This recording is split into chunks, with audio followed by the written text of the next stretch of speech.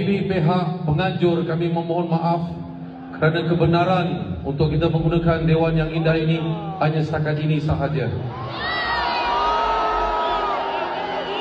Saya juga Bagi menebus semula kesalahan dan kekecohan yang berlaku pada konsert Raja Wali pada 10 Januari lalu, kumpulan wali band dibawa semula bertemu peminat Malaysia pada Mei ini. Kata penganjurnya iaitu Hatta, konsert kali ini berskala lebih besar dan harga tiketnya lebih murah. Ia kerana penganjur mahu membersihkan semula nama selepas dituduh skamer kerana konsert separuh jalan yang dianjurkan sebelum ini. Tak mahu cakap banyak, jom kita tanya pihak penganjur mengenai konsert Wali Kembali ini nanti.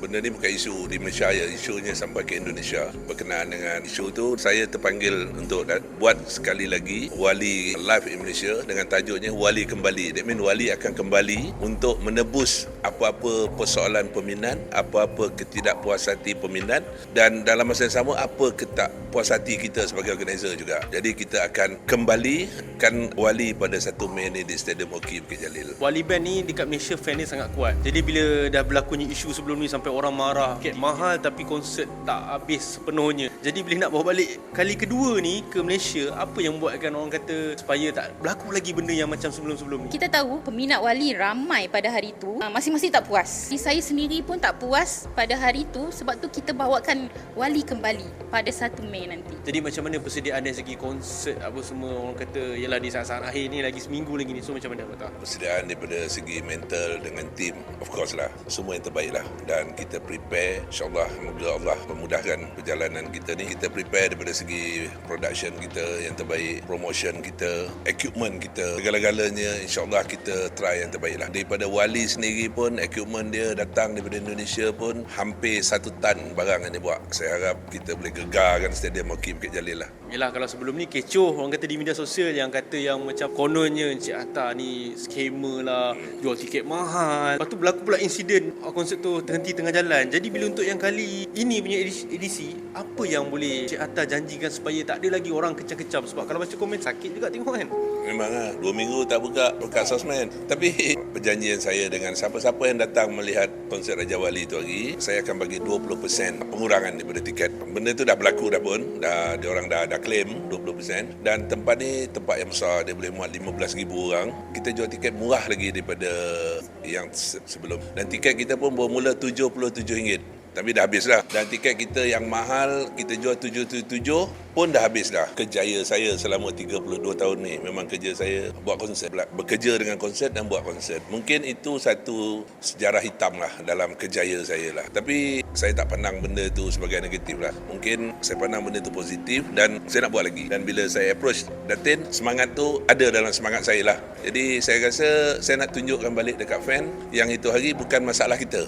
Dan bukan masalah Wali dan bukan masalah apa. Tapi ada benda-benda yang masalah tu yang di luar jangka kita lah. Lepas berlakunya insiden yang sebelum ni kecoh pasal orang kecam disebabkan konsep tengah jalan tu, apa yang buatkan Datin kembali terbuka untuk bawa Wali untuk datang ke Malaysia? Saya nak bersihkan nama company jugalah. Sebenarnya saya dapat DM tau. Dia cakap organizer hauk apa semua. Jadi pada saya memang saya macam tercabar jugalah. Kenapa kita yang disalahkan? Mungkin ada juga sedikit salah kami, tapi lebihnya kepada teknikal, daripada segi teknikal, dan adalah sebab-sebab yang lain dan salah faham. Jadi saya rasa benda ni kita cuba atasi untuk yang kedua kali ni. Kita harap semuanya akan berjalan dengan lancar. Ni tempat dia lagi besar. Saya rasa tajuk dia pun Wali Kembali. So Wali sahaja. Saya nak bagi betul-betul kepuasan kepada peminat lah. Dalam 2 jam punya performance, solid Wali. Antara 15 ke 20 lagu. Ada yang kecam kata tak halalkan duit kami. Apa yang kami dah lah bayar tiket mahal. So ada sikit terasa tak bila yalah orang kata dengan apa kata-kata mereka tu, dan kiranya kali ni membayar baliklah apa yang mereka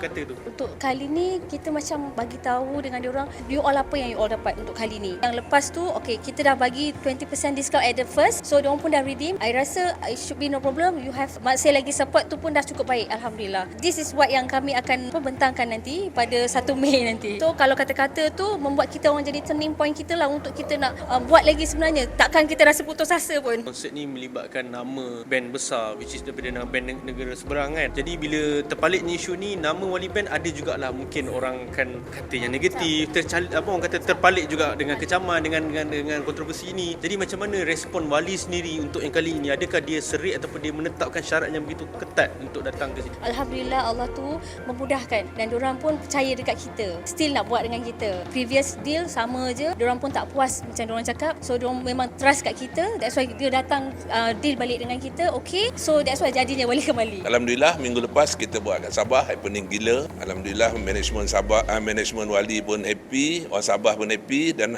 saya harap vibe tu akan berterusan ke Bukit Jalil minggu depan. Saya dah pesan dengan tim, kali ni jangan jadi lagi macam sebelum ni. InsyaAllah kita akan bagi yang terbaik lah.